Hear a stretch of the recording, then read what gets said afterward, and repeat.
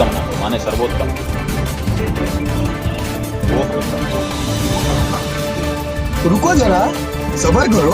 कि अभी तक किसी भी हम अपने धर्म गुरु से पूछा करते थे कि श्रीमद् भगवद गीता अध्याय नंबर 7 के श्लोक नंबर 18 में गीता ज्ञानदाता अपनी गति को अनुत्तम क्यों कह रहे हैं? अनुत्तम, तो ये क्या कहते हैं कि अनुत्तम नहीं कह रहे हैं, अनुत्तम का अर्थ अनुत्तम कहलाता है। खुट्टे भाग हमारे। नमस्कार दर्शकों, तो स्वागत है आप सभी का हमारा प्यारा सा YouTube चैनल आध्यात्मिक ज्ञान सूचना के अंदर। तो दर्शकों, आज आप सभी के बीच में लाए हैं दो संतों का आध्यात्मिक विचार। तो एक तरफ है संत रामपाल जी महाराज और दूसरी तरफ है स्वामी अभयमुक्तेश्वरानंद जी। तो दर्शकों, आज का वीडियो बहुत महत्वपूर्ण होने वाला है, क्योंकि आज हम जानेंगे कि अनुत्तम संत का अर्थ क्या होता है, जो गीता अध्याय 7 का श्लोक 18 में कहा गया है। तो आज इसी विषय को लेकर आप सभी के बीच में लाए हैं दो संतों का आध्यात्मिक विचार।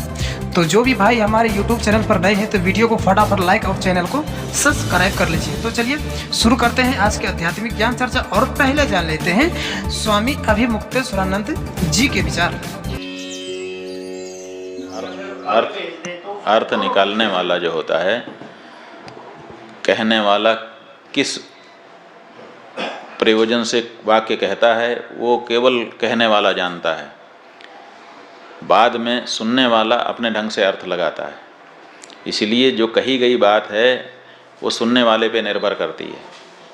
इसीलिए तो गुरु की ज़रूरत पड़ जाती है। इसीलिए जब भी आए कि वो उसका रियल मीनिंग क्या है गीता? वही है, वाक्य है रोको मत जाने दो। ठीक है, ये वाक्य है।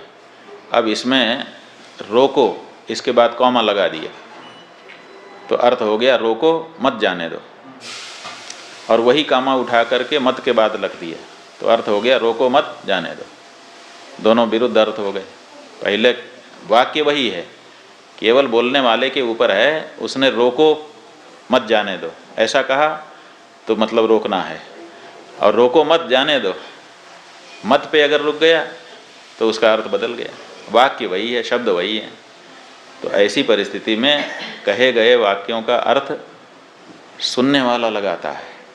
तो सुनने वाले के अंदर जो विचार होंगे उसी के अनुसार तो अर्थ निकलेगा। हमारे अनुसार का जो अर्थ, जो शंकराचार्य जी का अर्थ है, वही हम लोगों का अनुसार का अर्थ है। हम लोग शंकराचार्य जी के अनुयायी हैं, इसलिए शंकराचार्य जी ने जो भाष्य किया है वही हमारा अर्थ है। या व्रत का अर्थ है, ये क्या है मतलब गीता में? वैसे ही जिससे कोई उत्तम न हो वो अनुत्तम कहा जाता है। ओ भाई, मारो मुझे, मारो मारो मुझे, मारो मारो। नहीं, ये मजाक हो रहा है। एक सेकंड यार, मजाक हो रहा है। जिससे कोई उत्तम न हो माने सर्वोत्तम। जिससे कोई उत्तम ना हो वो अनुत्तम है। वो अनुत्तम है जी, इसका मतलब सर्वोत्तम। तो अभी आप सुने स्वामी अभयमुक्तेश्वरानंद जी के विचार। तो चलिए अब देख लेते हैं परमान सहित जगत गुरु तत्वदर्शी संत रामपाल जी महाराज के विचार। आत्माओं, जैसे अभी तक किसी भी हम अपने धर्म गुरु से पूछा करते थे कि श्रीमद् भगवद गीता अध्याय नंबर 7 के श्लोक नंबर 18 में गीता ज्ञानदाता अपनी गति को अनुत्तम क्यों कह रहे हैं? अनुत्तम, तो ये क्या कहते हैं कि अनुत्तम नहीं कह रहे हैं, अनुत्तम का उन्होंने अर्थ बदल दिया। कहते जिससे उत्तम कोई और ना हो वह अनुत्तम कहलाता है। रब फुटे भाग हमारे। ऐसे गुरु मिले हमें। अनुत्तम, अनुत्तम माने बैड अंग्रेजी में, और उत्तम गुड श्रेष्ठ। कहीं पर बैड लिखा हो किसी सेंटेंस में और उसका अर्थ कोई गुड लिख दे तो कितनी बुद्धि होगी उस इंसान की। क्योंकि अब गीता अध्याय नंबर 7 के श्लोक नंबर 16 से लेकर 19 तक क्या कहा है? आपने गीता खूब पढ़ रखी है। अब सिर्फ एक श्लोक दिखाऊंगा, 7वें अध्याय का 18वां और 19वां 2। उसमें क्या कहा है कि ये सभी मेरी भक्ति, ये 7वें अध्याय के 14वें श्लोक में कहा ना, ये मेरी भक्ति। 13वें श्लोक में कहा कि ये मेरी भक्ति भी ना करते। तो अब 7वें अध्याय के 16वें श्लोक में कहा कि मेरी भक्ति भी अर्जुन 4 प्रकार के करते हैं। यानी जो ब्रह्म साधना करते हैं वेदों अनुसार साधना करते हैं वो 4 प्रकार के हैं। एक अर्थार्थी, अर्थार्थी माने तो धन लाभ प्राप्ति के लिए जंतर मंत्र भी करता है, तो वेदों के मंत्रों से ही अनुष्ठान करता है। वो ओम जय जगदीश रे, स्वामी जय जगदीश रे, जय गणेश देवा, इस तरह की आरती नहीं गाता वो केवल वेद मंत्रों से ही अनुष्ठान करता है। लेकिन फिर अर्थ माने संकट निवारण के लिए, वो भी वेदों के मंत्रों से ही अपने अनुष्ठान करता है। और तीसरा जिज्ञासु होता घर से निकलता परमात्मा प्राप्ति के लिए, फिर बहुत से संतों के पास से जो ज्ञान ग्रहण करता है उसका वक्ता बन जाता है। ये भी काम नकली है। ये तीनों रिजेक्ट कर दिए। और चौथा बताया ज्ञानी। ज्ञानी उसको कहते हैं जिसको ये पता लग गया, आत्म ज्ञान हो गया कि मनुष्य जीवन परमात्मा प्राप्ति के लिए ही प्राप्त होता है। फिर परमात्मा ज्ञान हुआ कि पूर्ण परमात्मा के बिना मोक्ष नहीं हो सकता, न देवताओं की पूजा से, केवल पूर्ण परमात्मा से ही, भक्ति से ही मोक्ष होगा।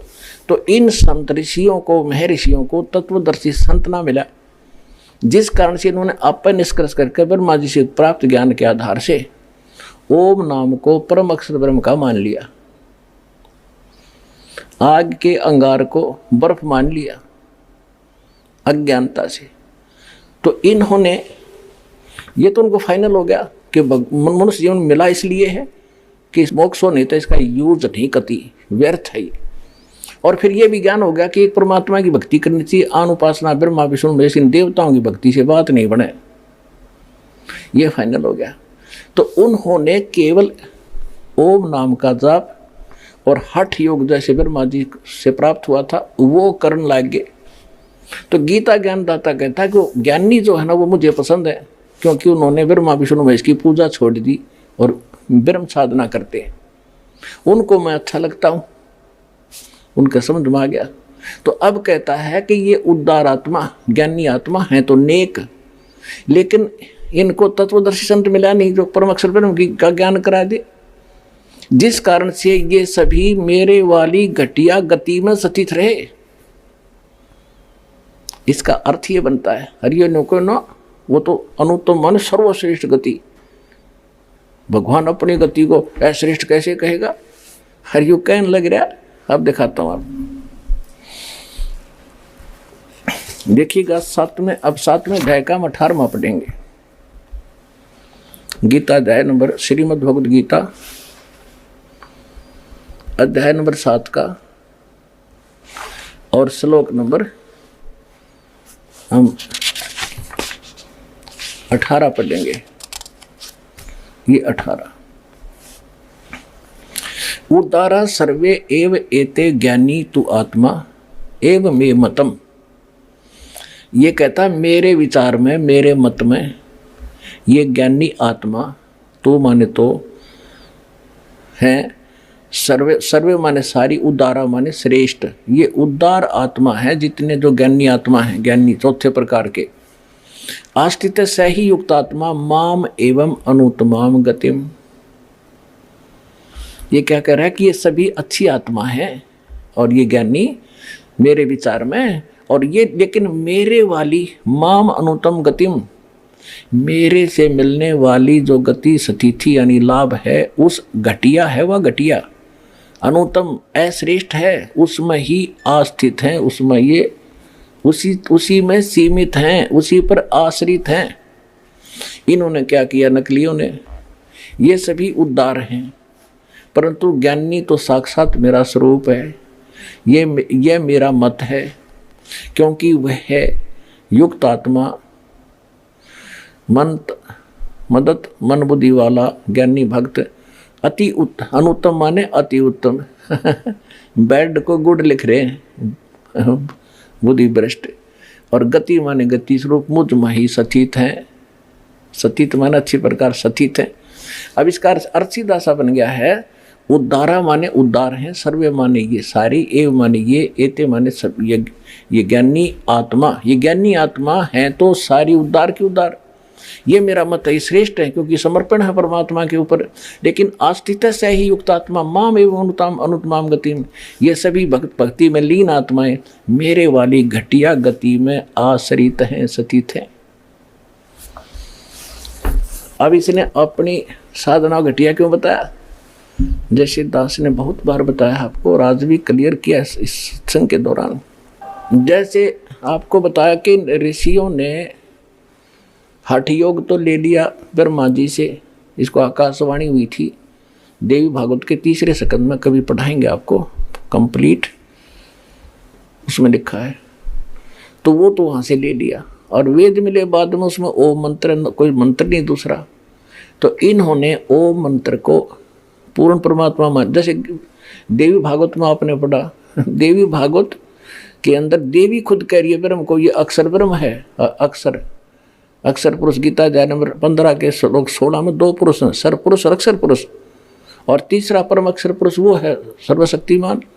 तो ये ब्रह्म को ही तो अक्षर पुरुष कह रही है, ब्रह्म को ये परमात्मा कह रही है, ब्रह्म को ये परम अक्षर ब्रह्म कह रही है, और फिर कहते उसका ओम नाम है और ब्रह्म को प्राप्त हो जाओगे। तो इन सारे का इनकी अक्ल गाम जारी थी, इनको किसी को ज्ञान नहीं था। तो अभी आप सुने दोनों धर्म गुरुओं का आध्यात्मिक विचार, तो किसका ज्ञान सही था कमेंट में आप हमें जरूर बताइए। तो मिलते हैं अगले वीडियो में, जब तक के लिए धन्यवाद।